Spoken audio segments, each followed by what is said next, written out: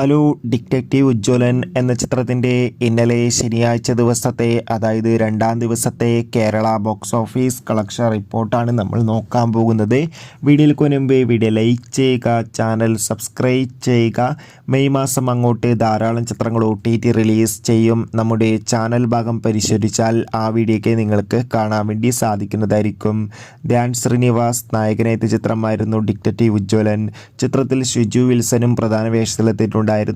അത്യാവശ്യം മികച്ച അഭിപ്രായം തന്നെയാണ് ഇപ്പോഴും ചിത്രത്തിന് പുറത്തുകൊണ്ടിരിക്കുന്നത്. അതുകൊണ്ട് തന്നെ ഏവരുമേറെ ആകാംക്ഷയുടെ ചിത്രത്തിൻ്റെ ഓരോ ദിവസത്തെ ഓരോ കളക്ഷൻ റിപ്പോർട്ടും അറിയാൻ വേണ്ടി കാത്തിരിക്കുകയാണ്.